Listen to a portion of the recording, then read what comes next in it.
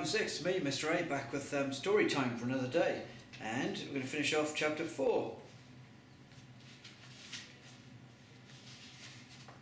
If Tom had been able to look over that winged shoulder, what might he have read in that book? What the clock told him, Tom could not yet understand, and his mind turned away from it. He was back at thinking of the yew tree he'd seen over the yard fence. That fence looked easy to climb, Tom said to himself. During the rest of the day, Tom matured his plan. He also wrote to Peter, the first of an important series of reports. He told Peter, as well as he was able, what had happened last night. He told him of his intentions tonight. He meant to climb into the next door garden and examine the yew tree there, because surely it was one of the trees that he had seen in his garden. He would go all round it, he would climb it, he would search it for any clue.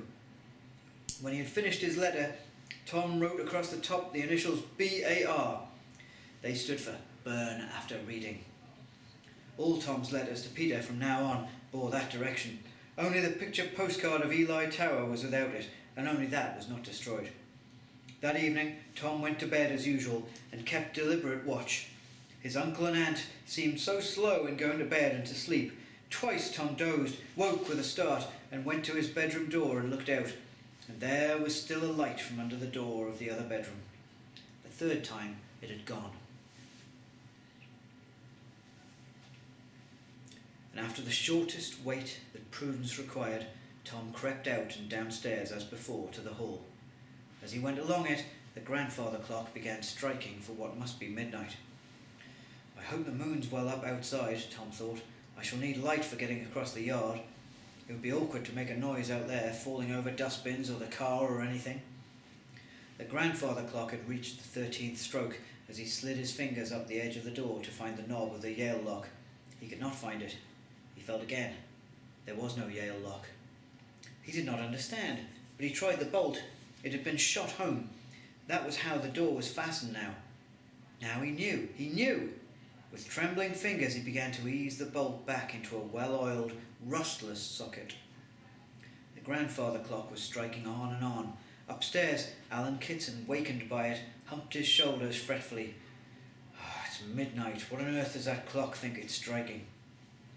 His wife did not answer. Striking hours and hours that don't exist. I only hope it's keeping that Mrs. Bartholomew awake too. But Alan Kitson would have been disappointed if he had seen Mrs. Bartholomew. She was lying tranquilly in bed. Her false teeth in a glass of water by the bedside grinned unpleasantly in the moonlight, but her indrawn mouth was curved in a smile of easy, sweet dreaming sleep. She was dreaming of the scenes of her childhood. And the grandfather clock still went on striking, as if it had lost all count of time, and while it struck, Tom, with joy in his heart, drew the bolt, turned the door handle, opened the door, and walked out into his garden that he knew was waiting for him. Mrs. Bartholomew dreaming of her childhood. Interesting. Right. Chapter 5. The Footprints in the Dew. There is a time between night and day when landscapes sleep. Only the earliest riser sees that hour, or the all-night traveller, letting up the blind of his railway carriage window, will look out on a rushing landscape of stillness, in which trees and bushes and plants stand immobile and breathless in sleep, wrapped in sleep as the traveller himself wrapped his body in his greatcoat or his rug the night before. This grey, still hour before morning was the time in which Tom walked into his garden. He had come down the stairs and along the hall to the garden door at midnight, but when he opened the door and stepped out into the garden, the time was much later.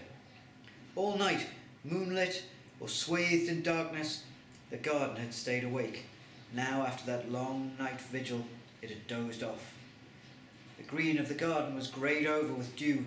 Indeed, all its colours were gone until the touch of sunrise. The air was still, and the tree shapes crouched down upon themselves.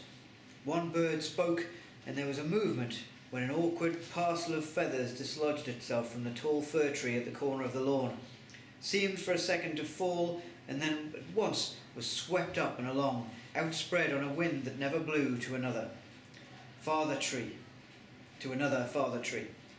An owl. What? Sorry, I'm going to read that sentence again because a lot of punctuation in there went a bit weird.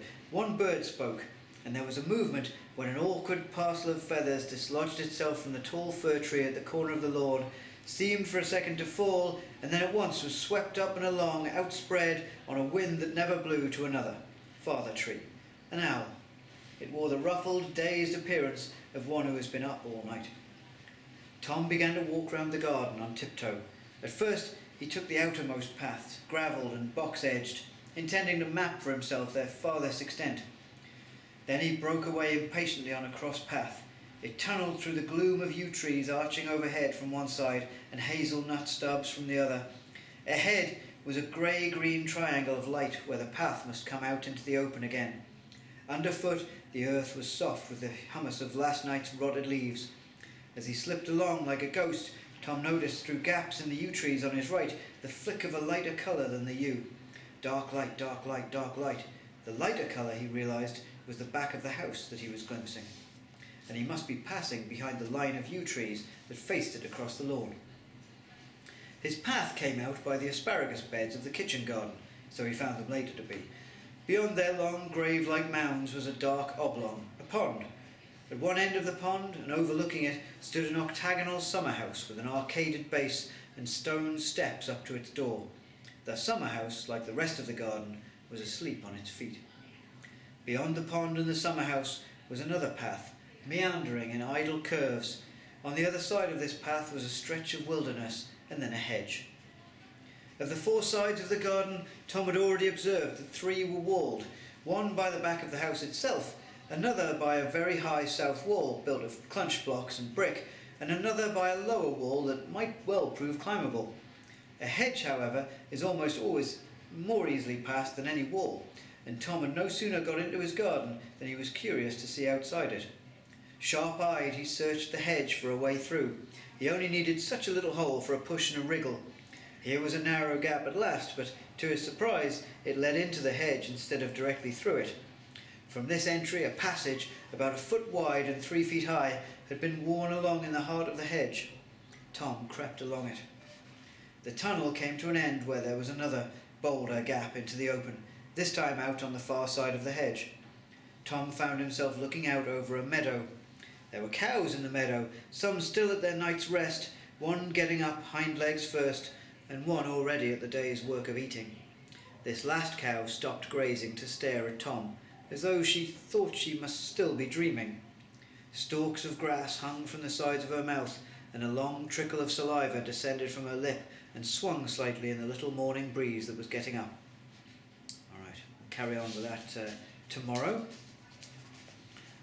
Have a great day, everybody, and I'll see you again soon. Bye-bye now.